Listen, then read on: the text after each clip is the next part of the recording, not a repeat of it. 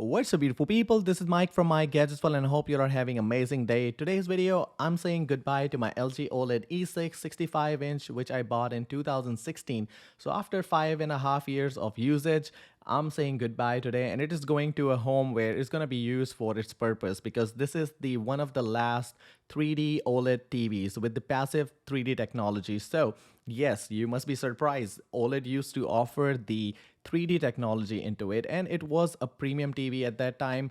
That's why it was priced at $3,500, and OLED was really expensive back in the days. So it came with the premium remote control, which I still love. I hope LG will bring this type of remote control. It literally looked amazing and felt amazing. It was a premium remote control, which they offered only for E6 and G6 models. Also, they had B6 and C6. B6 was the flat screen model, and C6 was the curved screen model. And it came with the 3D glasses. And this is the remote control that I'm talking about, came with the B6 and C6 model. So, which is the same design, still up to 2021 model. So, LG hasn't changed much in the remote control, but they stopped giving us those executive type of remote control with more premium feel. So, I hope that comes back. But those 3D2 glasses came with it. And also the TV had a soundbar at the bottom. It was 2.2, so there are two subwoofers and then two premium sound quality that you can get from the Harman Kardon tweaking. And see at the back, it is thinner than the iPhone, and it got this glass going on. So it was picture on the glass. So panel was just slapped on that piece of glass.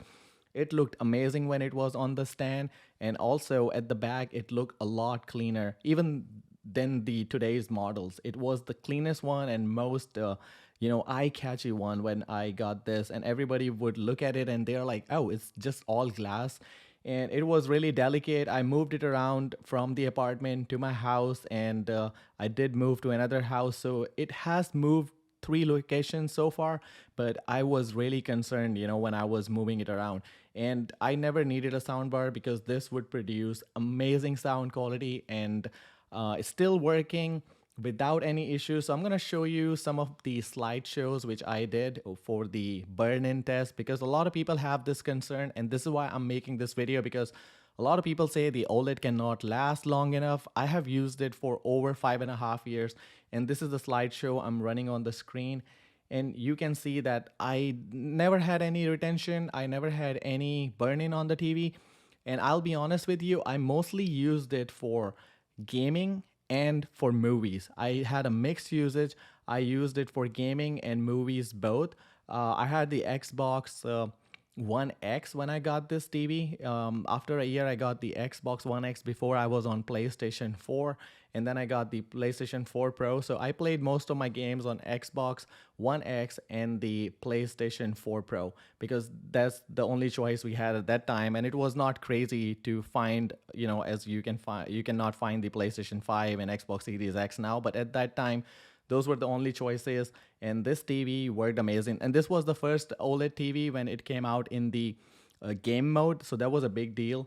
And I'm gonna show you how the icons look like. They're look like cartoonish, but at that time, this was amazing. This was clean interface, and I'm gonna show you how much of the hours I have so far. I stopped using this TV a couple of months back because I upgraded my TV to the LG OLED C10, and then I started using the LG OLED C1 and G1 now. So this TV was just barely used for the movies. So I put on total 5,943 hours on it, and most of the hours I used it for the last 4.5 years. So within the last 1 year period, it hasn't been used as much because I was just using it for 3D movies, and I wanted it to go to some place where somebody wanted to utilize it for the 3D movies.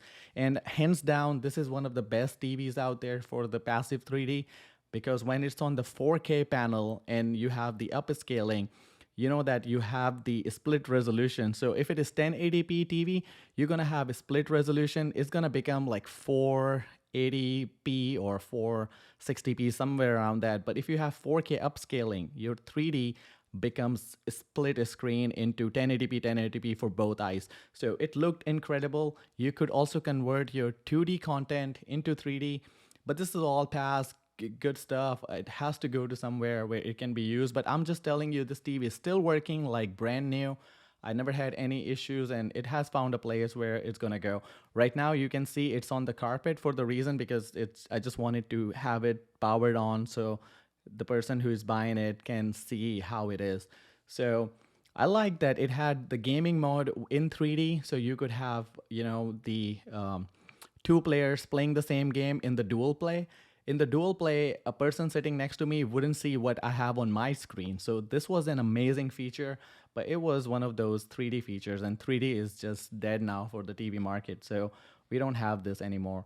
So about 6,000 hours on this TV, and at that time we did not have much burn-in protection as we have now. We had only one protection, which was screen shift and pixel cleaner. Now we call it pixel refresher.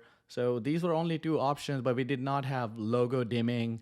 ABL was not as harsh at that time. Still having all of those, not having all of those features, still it was amazing. I can go to the OLED panel settings and you can see only thing I have is the clear panel noise, and then we have the screen shift, which was always on, but we did not have that logo luminance dimming and a couple of other features. I did not have gallery on this one because it was just regular wallpapers which will show up if there's no signal, but we did not have any gallery wallpaper, or you can press a button, it will turn on the slideshow.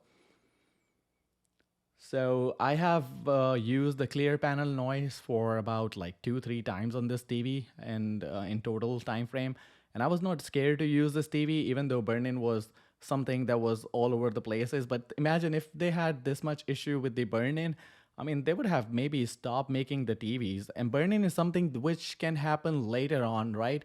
But I would be concerned more about the edge panels where they have the light bleeding, and those are the things that happen right away when you get the TV. Burn-in is like, yeah, if you use it, abuse it, maybe leave something on the screen for like 20-30 hours, I think that's when it's going to happen. But I haven't heard lately anybody getting burn-ins. So the only complaint that people say it's not bright enough. Honestly, I use my TV in the living room now. The brightness is enough. I showed a video where I have the video of the G1, which is in my living room, and it is enough for the bright lit rooms, but only when the sun is not directly facing the screen. Otherwise, yeah, you can see it. So it depends on that as well. So OLED contrast is always the same as it used to be. It is always the way it's always, because it's each pixel can turn on and turn off. So that thing you can see is there since the beginning.